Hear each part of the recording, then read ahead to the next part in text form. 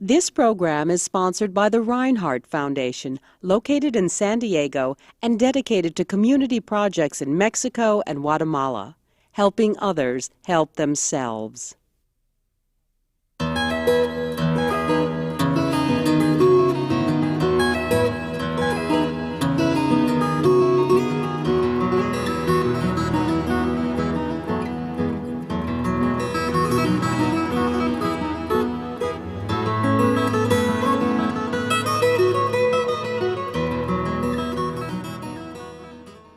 Good evening and welcome to Encuentros. I'm Jeffrey Davidow, the president of the Institute of the Americas, located on the campus of the University of California in San Diego.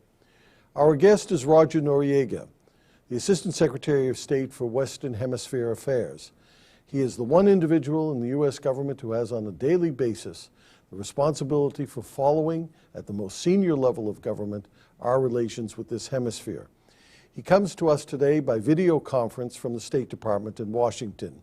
Welcome to you, Assistant Secretary Noriega. Thank you for being with us. Great pleasure to be here.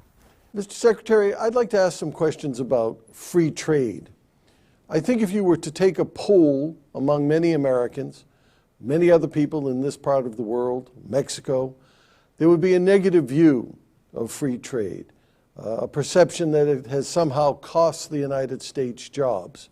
That the benefits haven't been widely shared. But yet, on the other hand, the statistics are impressive. What's your view about the success of NAFTA and other free trade agreements? Well, NAFTA has obviously been very important, not only in terms of generating economic growth in Mexico, an important partner, and as well as forming the basis for the most important economic cooperation on the face of the earth between the United States and Canada, which is generally the most impressive sort of partnership that has ever existed among these three countries. It has also generated terrific opportunities for the American worker and for American consumers. Exports are an important part of our economic growth. They generate higher paying jobs. They generate tens of thousands of jobs for American workers. We believe that free trade is an important part of our overall strategy for dealing with our neighbors, having firm, mutually beneficial relations with our neighbors. But of course, the most important aspect of free trade is the benefits that it generates for the American people. And it has to be an important part of our strategy to generate economic growth, to generate political stability, to strengthen our partnerships with our neighbors who are increasingly important to our national security, to generating enough economic activity, for example, in Mexico, so that there is less incentive for illegal migration to the United States. So across the board, including being a motor for economic and political reform in the world, free trade has been a plus for the American worker.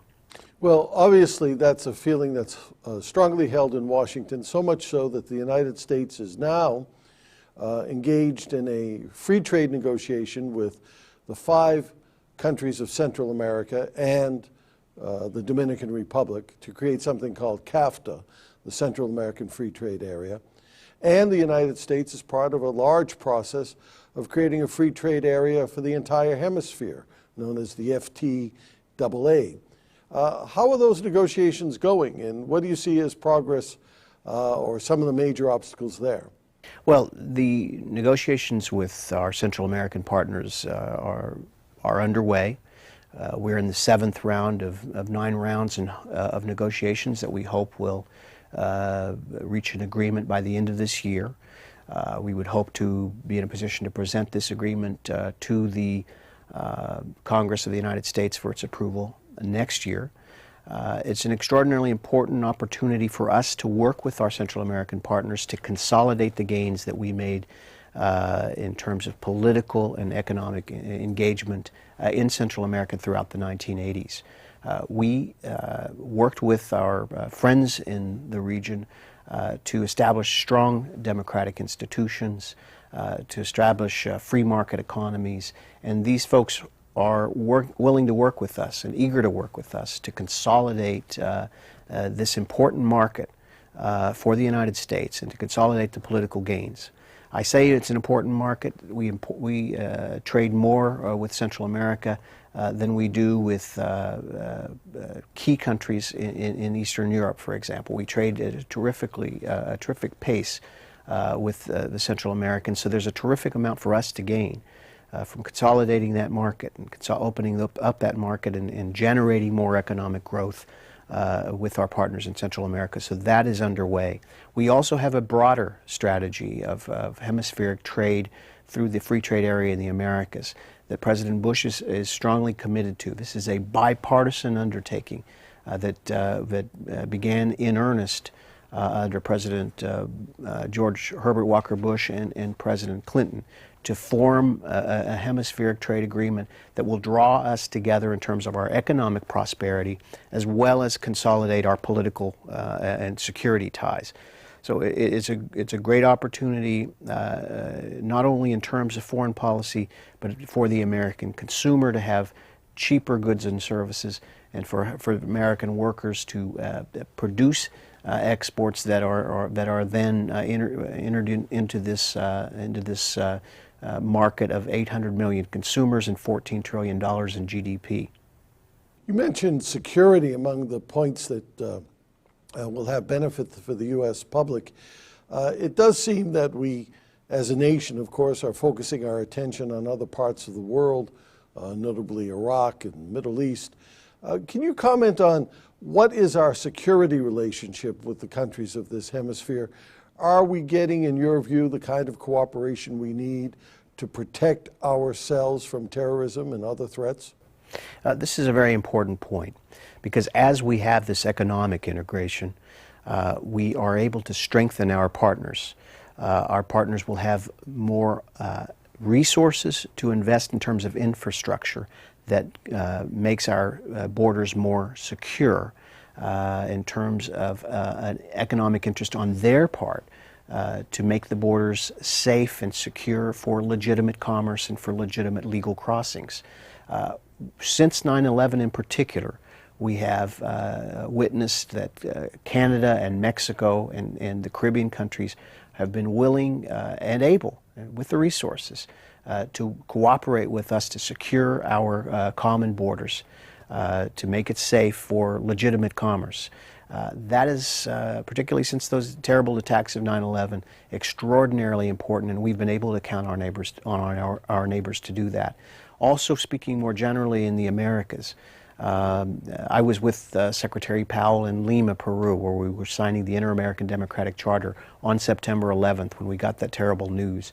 And we stood literally shoulder to shoulder with our neighbors in the Americas in receiving that news, and we have worked with them in the intervening 2 years to help fortify this hemisphere, our neighborhood, against the threat of terrorism through an Inter-American Convention Against Terrorism, Inter-American Committee Against Terrorism that is focus our common efforts on very practical measures in terms of border control, in terms of document control, in terms of training and other forms of cooperation to fortify this hemisphere against terrorism, to meet the common threat in practical ways. We've seen terrific amounts of goodwill from the Americas. And among Central American countries, Nicaragua, El Salvador, and Honduras actually have troops in Iraq today working with us to reconstruct that country. So the level of partnership and cooperation that we have from the Americas is really something rather impressive, and it demonstrates the common bonds we have, the values that we share.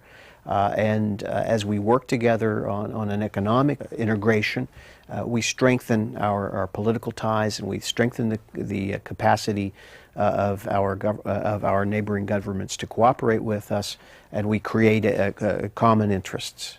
And that's very, very important for our security, our stability, and our prosperity. Continuing on this theme of security, with the possible exceptions of headlines about devastating hurricanes in Central America, we haven't seen a whole lot about Central America in the American press for the past few years. Yet 10, 15 years ago, it was the stuff of daily headlines. What's happened in Central America? Here we are negotiating a free trade agreement with those countries. We obviously have confidence in them. And for most Americans, what we remember is warfare, violence, political upheaval. What's gone on in the last couple of decades? Bring us up to date. With all due respect to our friends in the media, good news is no news. And as these governments have made considerable strides, and really as their people have invested in a political system that is based on representative democratic institutions, as they have become more engaged with one another in terms of economic cooperation based on free markets and opening up markets among themselves.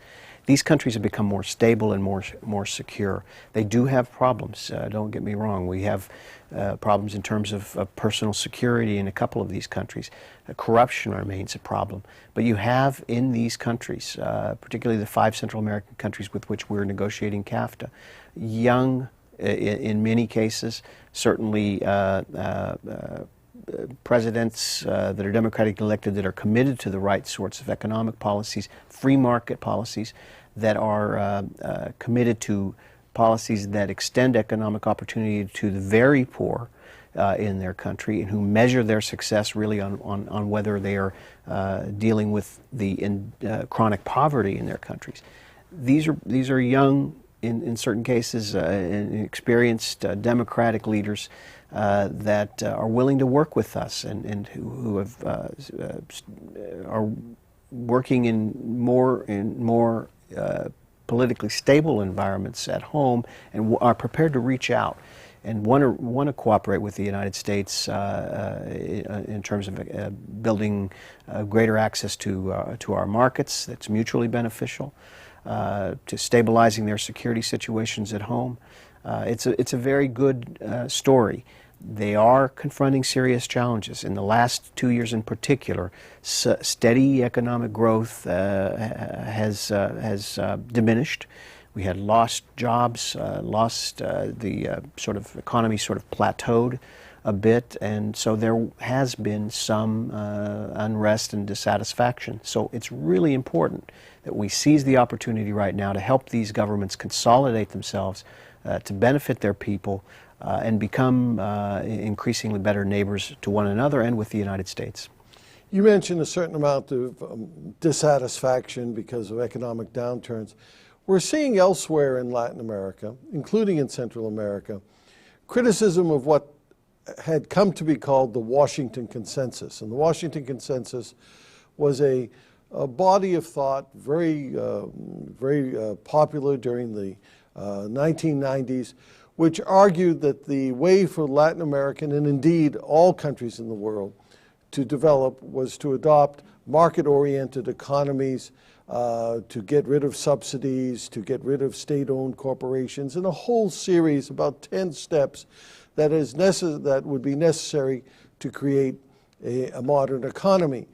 Yet we see in countries like Brazil and Venezuela and Argentina, maybe in Central America, political forces that are speaking out against the Washington Consensus. How do you interpret that? And is this a real worry for the United States? The expression Washington Consensus is generally used by people who are opponents of these sorts of reforms, or who want to demagogue the issue and to capitalize on social dissatisfaction in order to push an alternative agenda.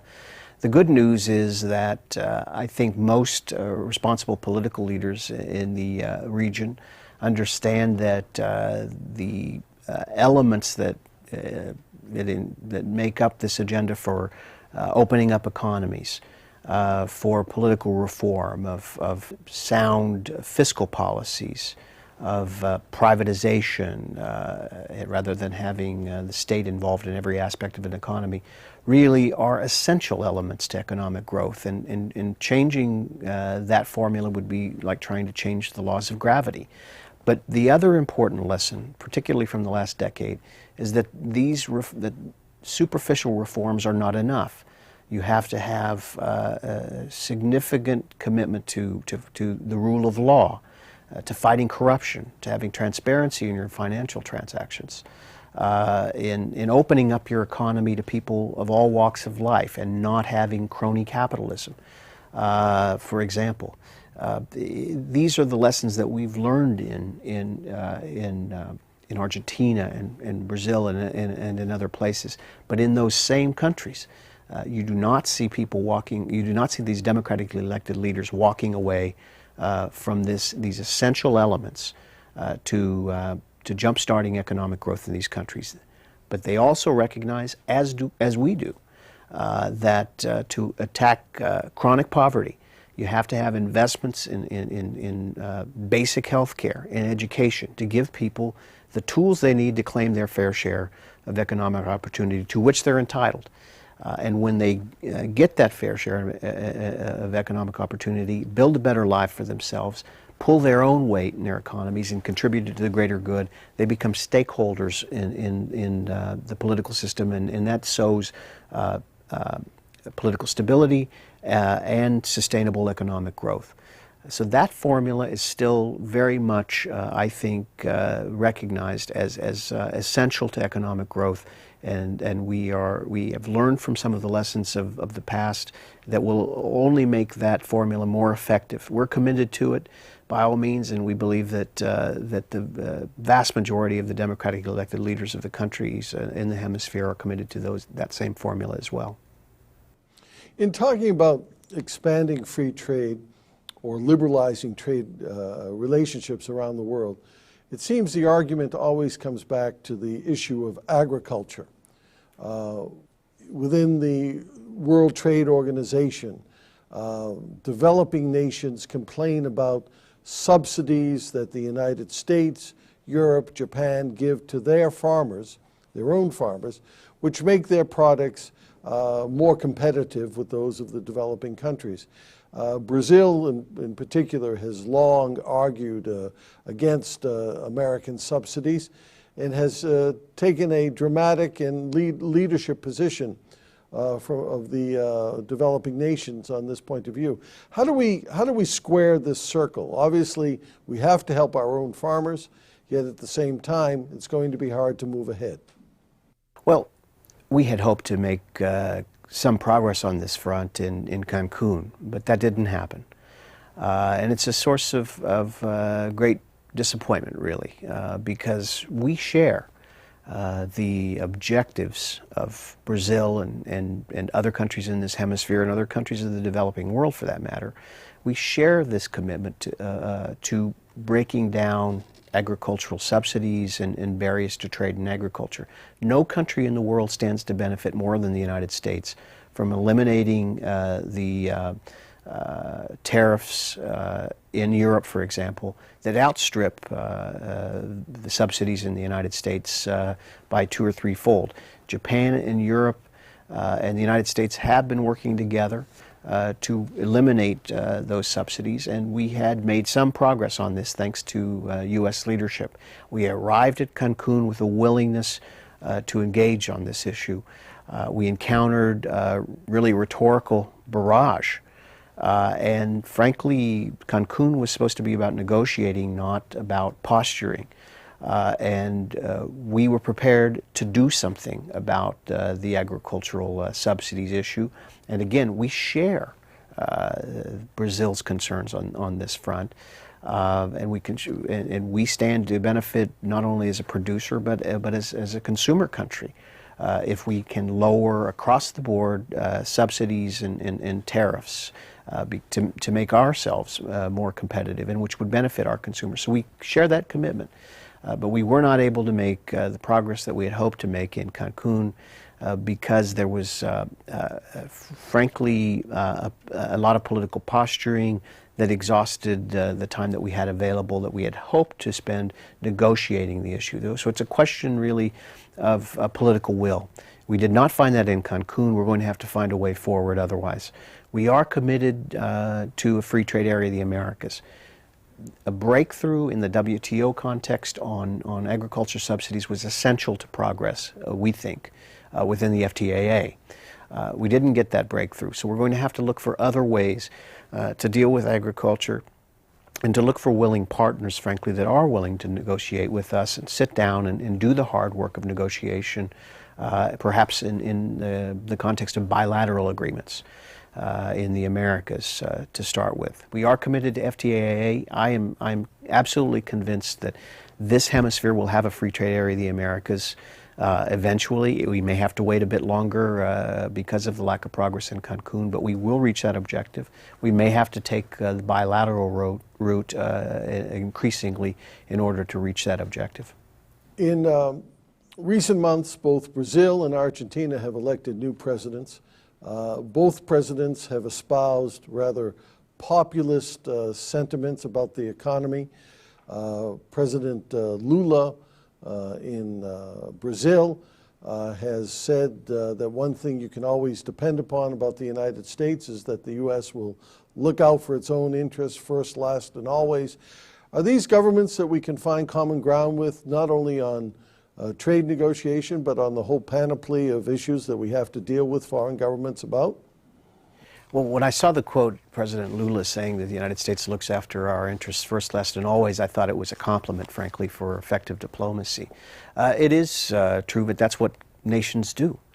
But I think it's fair to say we've been a good partner in the Americas, and we deal in a multilateral way to address issues of common interest that benefit all of us. And we certainly have pursued constructive relations with President Lula and President Kirchner in Argentina. We think it's important what presidents say. We also think it's important what presidents do. And through their actions, they've demonstrated a commitment to open up their economies to the benefit of all of their people. We're absolutely committed to helping them do that and working with them to do that. I think President Kirchner would attest to the fact that he has no better friend than President Bush, a friend that keeps his word and who stood by and is standing by Argentina as President Kirchner puts their house in order there. So we are prepared to deal with democratically elected governments that are committed to governing democratically, that are committed to opening their economies up. We'll be economic partners with them. We will demonstrate that we are committed to having serious relationships with any democratic partner in the Americas. One of the largest recipients of U.S. foreign aid today is Colombia. It does seem that the new president of Colombia, Uribe, has been very aggressive in fighting against the narco-terrorists. Are we satisfied with the progress we're seeing in Colombia? Well, we're satisfied that we're making progress, which is at least an improvement. Last year we recorded a 15% drop in coca cultivation, a dramatic decrease in the number of kidnappings carried out by the narco-terrorist groups there. We see these narcotics terrorist organizations that are feeling the heat of the Colombian people applying the rule of law against these illegal groups. We're working very closely with President Uribe in that policy, which also has an economic component, which will give people who are now involved in, for example, cultivating coca, an alternative licit way of making a living, and so that they can become, as they would all like to be, productive members of the Colombian economy. We think there's a terrific amount of goodwill on the part of the Colombian people and a willingness to invest more of their GDP for their own national security, for their own national defense. And the success in Colombia will be measured on our ability to remain engaged, provide considerable material support and political support to Colombia, and as Colombia picks up the costs of its own defense in maintaining public order within their national territory. That will be a real success. We're making progress in that direction. It's very significant that Colombia's neighbors are willing to participate as they hadn't before in a meaningful way in coordinating efforts with Colombia to confront this transnational threat. That's extraordinarily important that the neighboring countries are willing to work with Colombia and with us to deal with this threat. So we are making progress. We have to ensure that as we eradicate illicit crops, either opium poppy or coca in Colombia, that we keep an eye on spillover to neighboring countries, Bolivia and Peru, for example. We're doing that. We have a comprehensive plan for confronting that, and thanks to the United States Congress, we have a strong commitment on the part of the United States in terms of material and political support to help them get ahead of this threat, which has such an important impact on the streets of the United States, which confront the crime associated with drug trafficking. Mr. Secretary, final question. We have less than a minute left. You mentioned Colombia's neighbors. You did not mention Venezuela as being one of the ones that's cooperating. Do you see any hope for Venezuela? Clear that the majority of people would like new leadership, but the president, Hugo Chavez, doesn't seem to want to move. What do you see is happening in about 30 seconds? Thank you very much.